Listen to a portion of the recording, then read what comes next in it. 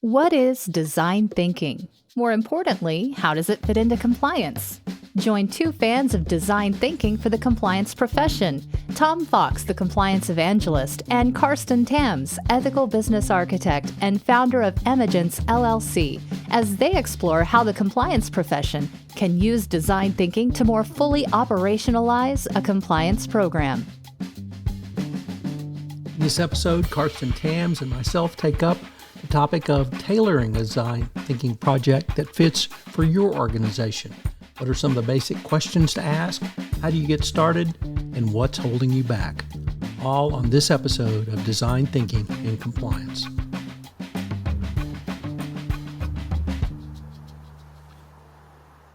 Hello, everyone. This is Tom Fox, back again with Carsten Tams for another episode in our podcast series, Design Thinking and Compliance. Carsten, first of all, welcome back. Hi, Tom. I'm delighted to be back with you. Carsten, in our last episode, we looked at running a design sprint, and I was wondering if today we could maybe explore to tailoring a design thinking project that fits not simply your organization, but the specific project. Once again, we draw from Carsten's LinkedIn articles on design thinking, and he has written a specific post on this topic, which of course we'll link to in the show notes. But Carsten, what do you see as the three critical benefits of design thinking?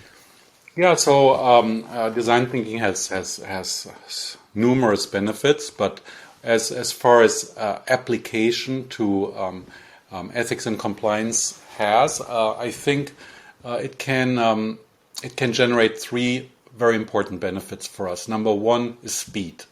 So when we have to tackle a challenge, a design project could be, develop a new code of conduct, a training program, or whatever it may be. Maybe it's a comprehensive program overhaul.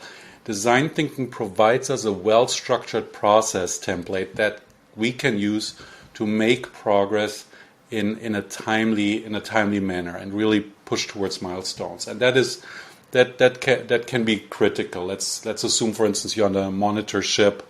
You really want to push ahead your program in a timely fashion, and design thinking gives us the structure and the methods to do so. The second benefit is innovation.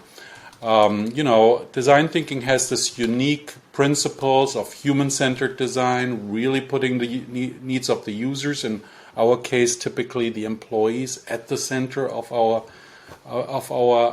design work, and this co-creative aspect. And these two lenses really help to generate novel, innovative, fresh ideas for making programs more engaging, more effective.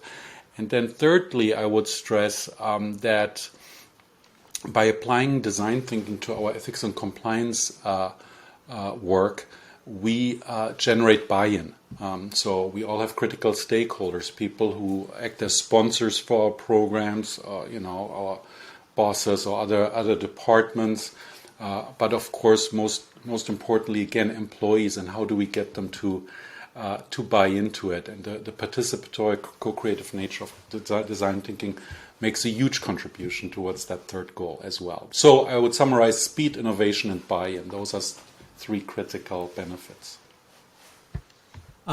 Every compliance practitioner needs to use each one of those words, I think, as a byproduct or actually a buzzword for compliance as well.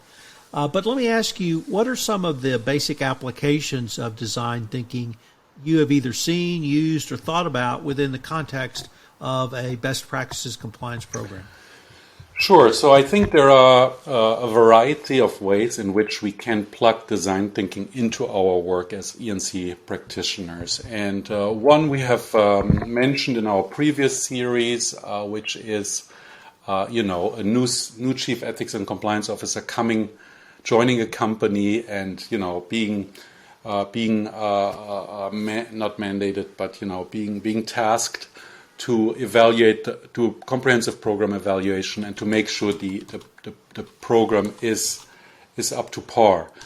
So this is an ideal scenario for that a chief compliance officer can use to say, I'm going to use design thinking to assess how well the program is going, and it is a great opportunity to also invite and include critical stakeholders into this program. If you're new in an organization, design thinking really gives you methods, structures to quickly build relationships and also to assume a listening posture, right? So participants will come to see you as somebody who works collaboratively, who listens to input. I think all of these things will benefit new Keko. Second application, targeted redesign of a program element. Over the course of a program, maybe due to new regulation or maybe due to the demand of a major client, you might have to update an element of your program. Maybe it is a code of conduct or training. So design thinking, of course, can be used to specifically redesign a well-defined element of your program. Third one, comprehensive program overhaul. For instance, during a monitorship, maybe you realize, wow, our program really needs to be, rebuilt or not rebuilt, but revamped from top to bottom. Here you can use design thinking to devise a comprehensive process involving many stakeholders, potentially thousands. You can open up using certain tools such as open innovation platforms or ideas management platforms. You can use these to invite input into the process from virtually all your employees, potentially even from external stakeholders. Or you can use employee surveys for this purpose, and you can have multiple work streams looking at risk assessment, the code, the training, and what have you, and all of that, in a fairly in a well-structured manner, where you can come up with a comprehensive plan for your entire program within 6 months or whatever your time frame may be. Another great opportunity for compliance practitioners, I think, is the so-called, Ethics and Compliance Ambassador Conference. Many companies have a big network of ambassadors or program liaisons, they're also sometimes called, and they bring them together on a regular intervals, maybe annually or biannually, to first provide networking opportunities and also, of course, to relay critical information from the corporate department to those ambassadors. But these conferences are really also unique opportunities to listen and to learn from ambassadors and to find ways to better tailor a compliance program to the needs of business units. So you can infuse design thinking exercises, ideation exercises, you can ask people ambassadors to help you identify, for example, what the specific ethics risks in their businesses are, and that might help you then to think about, okay, what could a training library look like that really suits the needs of our businesses, and you could do that co-creatively together with the ambassadors, and this would improve not only the quality of your program, but ambassadors, of course, would feel very positively about feeling they had a say, they had an impact on the design of the program. Again, next I would stress ethics and compliance strategy retreats. So some chief compliance officers that take their teams on an offsite, or today maybe that's done virtually. And you can use design thinking also to develop, or revisit annually your ethics and compliance strategy. And lastly, or I should say there are two examples, team meetings. It doesn't always have to be a full-fledged design thinking project. So you can also simply use Monday mornings a team meeting and say, you know what, I'm currently looking at this problem. I try to understand it better. I would like to get your input and your perspectives on this issue. So you do a little design thinking method exercise that will help you look at a certain problem from different angles, from different perspectives. And lastly, design thinking, what I call design thinking as a way of work and life. So design thinking is also, in a way, you can think of it as a leadership technique, where leadership is understood as someone's capability to tap into the latently available insights, knowledge, skills that are present in any given group. So here, it means you go into your conversations, into the actions with others, not just with an intent to influence and to convey and to shape other people, shape outcomes, but you go in with a set of questions that help you to understand, what are the needs of the other party, what are their potential ideas for solutions, and you really embrace this idea that good ideas are really the result of diverse perspectives and an inclusive approach to problem solving. So I'll stop here. I could, as you know me, Tom, I could meander on forever. But what I hope I can show is that design thinking can be applied in a great variety of ways to ethics and compliance practitioners' work. Carsten, I was going to ask you about just getting started. But now I think I want to maybe ask you in a little bit different way. And this is something that I think many compliance professionals, CECOs, and even business executives, and probably you and I in our personal life have really faced when trying something new. And that is what's holding you back. Because that's in the corporate world, we tend to be a little conservative. Certainly in my professional background as a lawyer, we're very conservative. What worked before would work again in the face of all evidence. And really convincing people to change and try something new, for people of my generation, that was sometimes a tough sell. But how do you address if you're consulted, you're asked by a CECO to come in and talk to senior management and not really explain design thinking in detail, but the broader question of what's holding you back? How do you suggest we address that? And what guidance could you give, or maybe even Olivia might give to other compliance professionals since she's gone through the exercise? That's a good question. And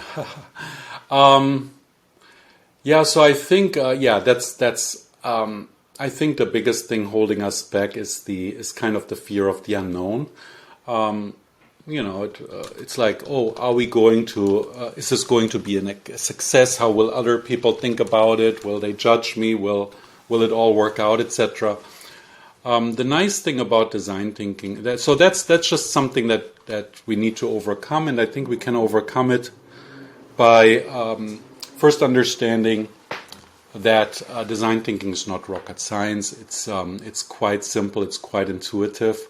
If you keep a few basic things in mind, you keep two basic principles in mind, primarily the idea of co-creation, building solutions together with users, and also the human-centered design, meaning always keeping a laser-sharp focus on will this work for your intended user. If you keep those principles in mind, and then if you apply that relatively simple structure that we've talked about of discovery of problems, ideas, and solutions, and then you just use the methods that design think that you can easily find and look up on websites or in books. Then you're on your way, and if you have a little time to invest, you can do that on your own. Again, it doesn't, you don't have to have any special degree to do design thinking. Anybody can really do it.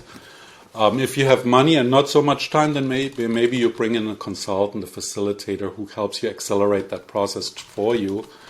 And then I would recommend, start small, start in your inner circle, experiment with it a little bit within your team, make it part of your interactions when you go meet, maybe somebody over in the next department, the head of audit or legal. Come in with a useful set of questions based on design thinking principles.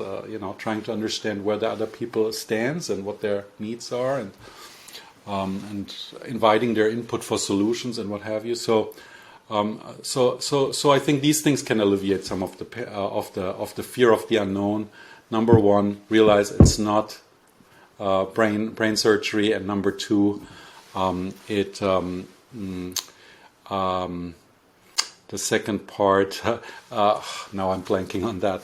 Sorry, but another third. I can think of a third one, which is you'll be surprised. People are really kind of they hunger. I think a lot of people hunger for opportunities to for new ways of doing things and to participate in solutions. So in my experience, people respond very, very, very positively when you give them opportunities to be involved, to be part of the solution. I hope that helps. So, Carsten, you've answered the why question. Now we might move back to the how question. How do you get started?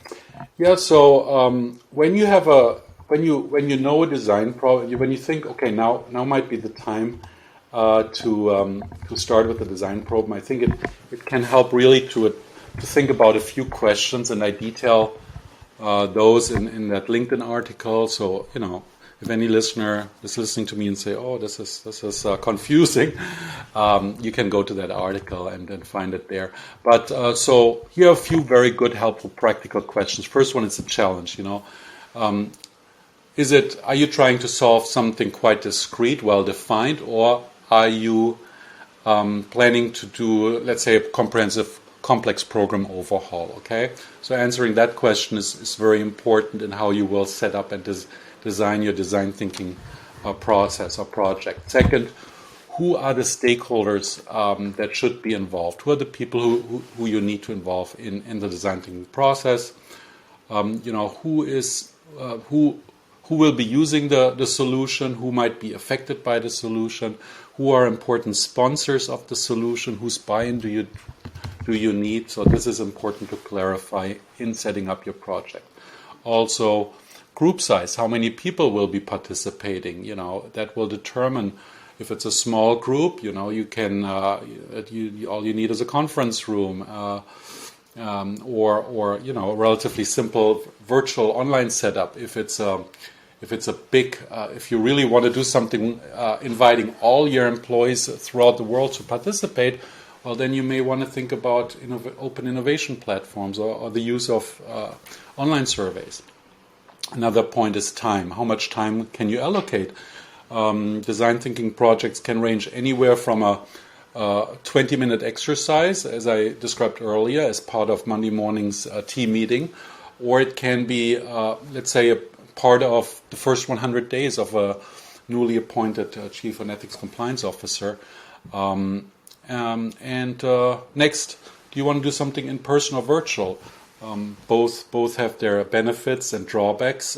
They can also be applied together in a hybrid project design, combining virtual and brick and mortar, but costs will vary greatly when you bring in a great number of people in one place. Often costs tend to go up quickly, so virtual options can help manage costs, for instance, and that brings us to the question of budget. Do you have a shoestring budget, or do you have a little money to spend?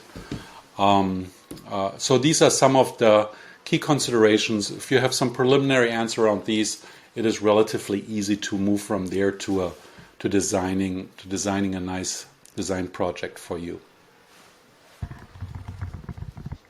So, Carsten, we have introduced the character of Olivia in a prior podcast, and I was wondering if Olivia was at yet another compliance conference, how do you think she would suggest to the audience her experience around tailoring a design program that fits her? Other words about what she has gone through as we have gone through in this 5-part podcast series. Well, I don't know. Maybe she would say, after I did my first design sprint, I really came to appreciate much more the value of this approach. And I think once you've had that really positive first experience, I think you'll be very tempted to infuse design thinking into across the various possibilities for applying design thinking, along the lines of the things we have discussed earlier, when you confront a problem, be it a specific design problem, maybe the redesign of your code, you'll apply design thinking principles to it. When you next time you have an event such as Ambassadors Conference, of course you will. When thinking about the agenda and how to structure the 2-day event, you'll say, okay, let's make sure we create opportunities to listen and learn from the ambassadors about their insights, their local knowledge about ethics risks and the solutions that they need. So I think that's maybe something that she would say is design thinking can really have so many applications, so many benefits in practically every aspect of ethics and compliance departments.